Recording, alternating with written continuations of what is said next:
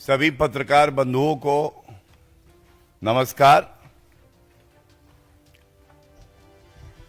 जैसा पिछले कुछ दिनों से हम सब ने देखा है, एक तरफ संविधान की, सत्य की और भारत की जनता की सच्चाई की ताकत है, और दूसरी तरफ एक अराजकता का विध्वंस करने वाला राहुल गांधी का मॉडल, जिसमें संवैधानिक संस्थाओं पर बेबुनियाद आरोप लगाना, जब आरोप का प्रमाण मांगा जाए तो भाग जाना, हलफनामा मांगा जाए तो शपथ पत्र पे नहीं दूंगा लेकिन झूठ पूरा बोलूंगा, हर जगह अराजकता फैलाता हूं तभी तो राहुल कहलाता हूं। और जो तथ्य सामने आए, ये भारतीय जनता पार्टी की जिम्मेदारी भी बनती है कि संविधान का पालन करते हुए जो आरोप तमाम विपक्षी दल लगा रहे हैं, वोट चोरी हो रही है, ईवीएम खराब है, वीवीपैट से मिलान ठीक नहीं होता है, तो आखिर सबसे पहले तो एक सवाल उठता है, कृपया करके राहुल गांधी जी, ये प्रेस वार्ता खासकर आपके लिए है, और तेजस्वी यादव जिनके पास 2 एपिक कार्ड नंबर मिले थे उनके लिए है। अगर दमखम हो तो उत्तर जरूर दीजिएगा। महाराष्ट्र की बात कर रहे थे राहुल गांधी जी, और राहुल गांधी जी ने कहा, और तारीख नोट करिएगा, 3 फरवरी 2025 लोकसभा के पटल पर सिर्फ 5 महीने में ही मतदाताओं की संख्या लगभग 70 लाख बढ़ा दी गई। यह है 3 फरवरी 2025। 7 फरवरी 2025 प्रेस कॉन्फ्रेंस करके कहते हैं, महाराष्ट्र के विधानसभा चुनाव में जो 39 लाख लोग थे, यह संख्या बढ़ा दी गई है 39 लाख। और 9 जुलाई 2025 बिहार में क्योंकि चुनाव होने वाले हैं, तो पटना जाकर कहते हैं कि महाराष्ट्र चुनाव में वोटरों की संख्या 1 करोड़ बढ़ा दी गई, 1 करोड़। तो मैं जानना चाहता हूं कि लोकसभा में, राज्यसभा में जो भी आप वक्तव्य देते हैं, यह रिकॉर्ड का हिस्सा होता है। 3 फरवरी को राहुल गांधी जी ने कहा 70 लाख वोट बढ़े हैं महाराष्ट्र में, लेकिन 9 जुलाई 2025 बिहार में कहते हैं कि 1 करोड़। पहले तो यह बताइए कि ये कहना क्या चाहते हैं आप। दूसरा, चुनाव आयोग कहता है आप हमसे आइए, बातचीत करिए, कहते हैं नहीं, हमें नहीं करनी, हम तो सड़क पे बेबुनियाद आरोप लगाएंगे। हलफनामा मांगा जाता है तो मना कर देते हैं। अब देखिए, जो आज प्रेस वार्ता का मुख्य बिंदु है, जब न्यायालय जाता है मामला, जब साक्ष्य देने होते हैं, हलफनामा देता है कोई याचिकाकर्ता, तो क्या होता है, आज मुख्य मुद्दा यह है। तो मैं आपको बता दूं, सर्वोच्च न्यायालय में कल ऐसी एक याचिका आई जिसमें कहा गया, और मैं शीर्षक पढ़ देता हूं, supreme court dismisses petition challenging 2024 Maharashtra assembly elections over alleged bogus voting. यह कल का आदेश है। एक याचिकाकर्ता गया, उसने कहा महाराष्ट्र में बोगस वोटिंग हो रही है, और एक आरोप यह लगाया 75 लाख बोगस वोटर्स 6 बजे की जो एक समय सीमा थी उसके बाद वोट करते हैं। तो सर्वोच्च न्यायालय ने बिल्कुल स्पष्टता से कहा कि इस याचिका में दम नहीं है और उसको निरस्त किया। पहला, ऐसे ही जून 2025 में बॉम्बे हाईकोर्ट में यही याचिकाकर्ता गए थे और याचिकाकर्ता ने कई ऐसे निराधार आरोप लगाए। उन्होंने कहा 95 ऐसी कॉन्स्टिट्यूएंसी हैं जहां पे गड़बड़ी हुई है। तो 2 न्यायाधीशों की खंडपीठ ने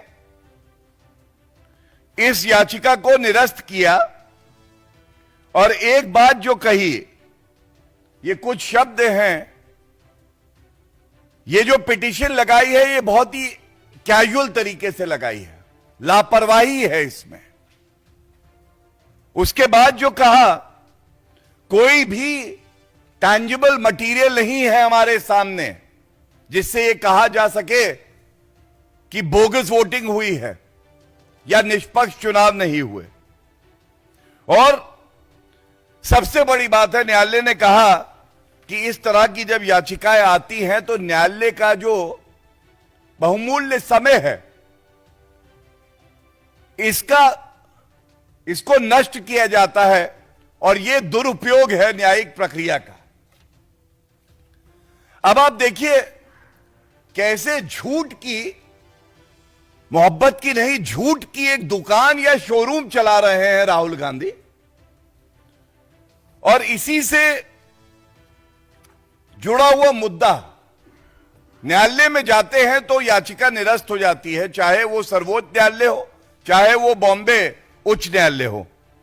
लेकिन बड़ी पीड़ा से मैं एक बात कहूंगा, संवैधानिक संस्थाओं पे बेबुनियाद आरोप लगा दो, उनको नाम दे दो वोट चोरी कमीशन ऑफ इंडिया, तो सबसे बड़ा डकैत, सबसे बड़ा खानदानी चोर जो कि भ्रष्टाचार के आरोप में बेल पे बाहर है, आप देखिए कैसे ये लोग झूठ का व्यापार करते हैं। एक संस्था है जिस संस्था के तथ्यों पर, डेटा पर राहुल गांधी संवैधानिक संस्था निर्वाचन आयोग पे आरोप लगाते हैं, वो संस्था है CSDS। अब मैं आपको दिखाता हूं, देखिए बड़ी ध्यान से देखिएगा। एक ट्वीट किया जाता है CSDS के संजय कुमार जी, और तारीख नोट करिए 17 अगस्त 2025 4:14 पर। और क्या कहा जाता है, some information of Maharashtra election, Maharashtra चुनाव की कुछ जानकारी साझा कर रहे हैं। असेंबली कॉन्स्टिट्यूएंसी नंबर 59 रामटेक, 2024 में इनके अनुसार लोकसभा में 4,66,203 वोटर थे और असेंबली में उसी जगह ये कहते हैं कि वोटर जो संख्या है वो 2,86,931 हो गई। कमी मतलब मर गए, लिखा है डिसीज्ड वोटर्स 1,79,272, -38.45%। दूसरी इन्होंने कॉन्स्टिट्यूएंसी दी, assembly constituency number 126 Devlali, number of voters in 2024 Lok Sabha 4,56,072, assembly constituency में घट गए 2,88,141 और कहते क्या है, डिसीज वोटर्स 167,931, 1,67,931, डाउन बाय 36.82%। सब अचंभित रह गए, ये कैसे हुआ, सवाल उठने लगे। उसके बाद 19 अगस्त 2025 9:31 सुबह एक ट्वीट आता है और ट्वीट देखिए क्या है एक्सपोज पे। I sincerely apologise for the tweet posted regarding Maharashtra elections. Error occurred while comparing data of 2024 Lok Sabha and 2024 Assembly segment. The data in row was misread by our data team. The tweet has since been removed. I had no intention of dispersing any form of misinformation. अब मैं एक बात पूछना चाहता हूं बड़ी जिम्मेदारी से। 40 घंटे तक यह झूठ परोसा जा रहा था। कांग्रेस के नेता पवन खेड़ा इस पे ट्वीट करते हैं, फिर डिलीट करते हैं। राहुल गांधी के बेबुनियाद आरोप भी सीएसडीएस के डेटा पे आधारित हैं। 40 घंटे तक ये जो झूठ परोसा गया, जो अफवाहों का बाजार गर्म किया, हमारे लोकतंत्र को कमजोर करने के लिए, निर्वाचन आयोग पे बेबुनियाद सवाल उठाने के लिए, इसकी जिम्मेदारी कौन लेगा? क्या राहुल गांधी देश से माफी मांगेंगे? क्या ट्वीट डिलीट कर देना, एक्सपोज डिलीट कर देना, जो नुकसान आपने लोकतंत्र को पहुंचाया है, जो तार तार किया है आपने जनता के विश्वास को, उसका क्या होगा? और देखिए ये जो पहला ट्वीट है इसका अध्ययन करिए तो 34,000 व्यूज हैं। 34,000 मतलब 34,000 लोगों ने इस गलत सूचना को देखा और इसके आधार पे उन्हें लगा होगा कि देखिए जो कहा जा रहा है विपक्ष द्वारा उसमें सत्यता है। इसके बाद मैं यह भी कहना चाहूंगा, यह खतरनाक खेल है क्या, इसको समझने की आवश्यकता है और यही मौका है। यह हमारी जिम्मेदारी है कि हम सत्य को जनता के बीच में लाएं। ये जो अपने आप को सर्वे संस्था बता रहे हैं, ये कुछ नहीं है, ये कठपुतली है राहुल गांधी जैसे नेताओं के हाथ में, जो जनता का विश्वास तो नहीं जीत पाते, लेकिन बेबुनियाद आरोप लगाने के लिए उनको ऐसी एक संस्था चाहिए जो कि फेक डेटा, गलत तथ्य परोसे और उसको फिर वायरल किया जाए और सोशल मीडिया पे और प्रिंट और इलेक्ट्रॉनिक मीडिया में कहा जाए, देखिए फलानी संस्था ने कहा है कि इस तरह से हमारे देश में जो चुनाव प्रणाली है उसमें धांधलेबाजी होती है। नैरेटिव सेटिंग ज्यादा है। ये फैक्ट्री है, ये मशीन है झूठ परोसने की उन राजनीतिक नेताओं के लिए जिनके लिए यह सुविधाजनक है कि ऐसे झूठ के आधार पर अपनी राजनीति करें।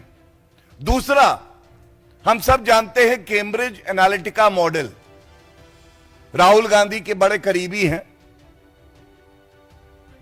George source. समाज को बांटो हिंदुस्तान में तभी सत्ता मिलेगी, यह गुरु मंत्र दिया जॉर्ज सोरस ने राहुल गांधी को। लेकिन बांटना किसे है उसमें भी चश्मे अलग अलग लगा के बांटेंगे। सीएसडीएस के सर्वे हमने देखे तो हिंदू समाज में जातियों के आधार पे सारे सर्वे निकाले। इस जाति को इस जाति से परेशानी है, यह जाति इधर वोट कर रही है, यह जाति उधर वोट कर रही है। अरे कोई भी धर्म का व्यक्ति हो, सच्चा भारतीय होगा तो राष्ट्र हित के मुद्दों पर ऐसी पार्टी के लिए वोट करेगा जो राष्ट्र हित की बात करती है, जैसे भारतीय जनता पार्टी, जैसे हमारा नेतृत्व आदरणीय प्रधानमंत्री श्री नरेंद्र मोदी जी। लेकिन ये बांटना चाहते हैं। लेकिन जब बात आती है मुस्लिम वोटों की तो कोई ऐसा सर्वे नहीं आता। उनके मतभेद, वो उनकी प्रेफरेंसेस क्या हैं, इस पे कोई सर्वे कभी नहीं आता। उनकी जरूरतें क्या है, उसका ध्यान जो सत्ता में रही कांग्रेस पार्टी 55 साल, सचर कमेटी की रिपोर्ट को कूड़ेदान में डाला 8 साल, इस पे कोई सर्वे कभी नहीं आता। ये कैसी एजेंसी है? ये सोचने की बात है। और this amounts to criminal negligence.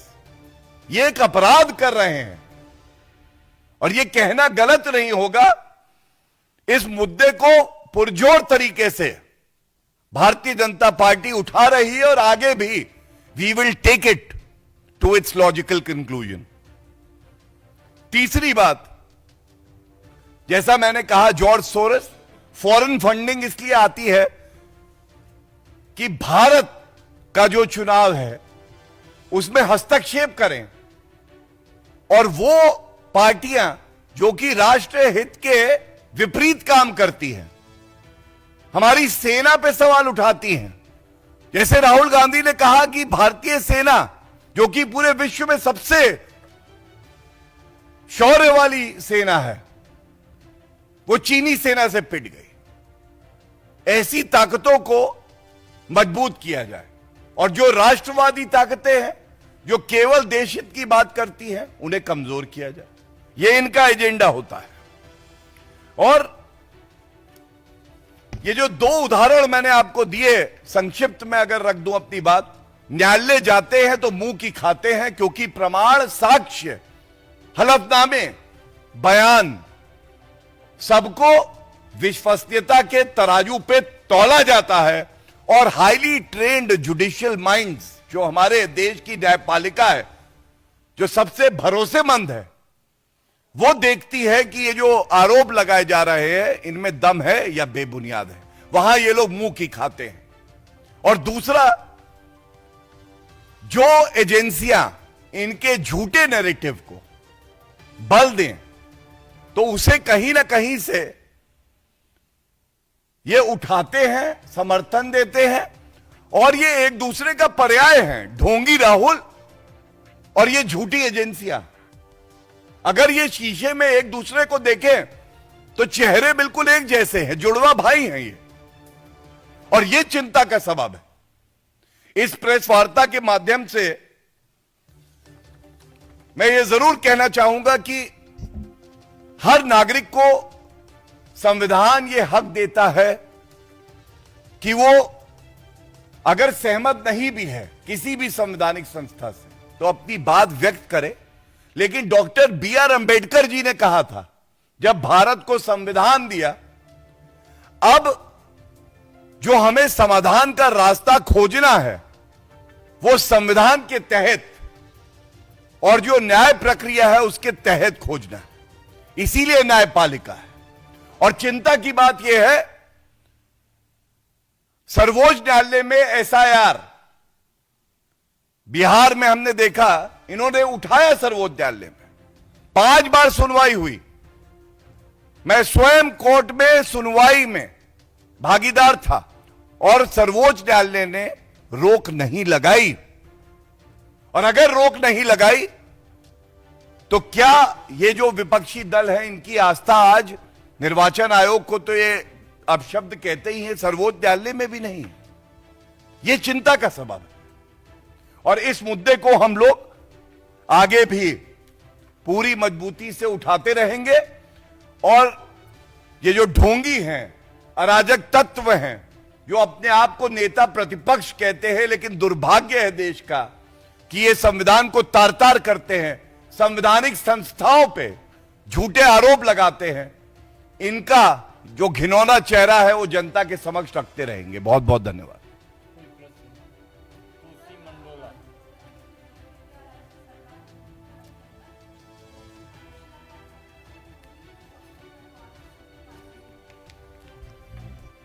देखिए,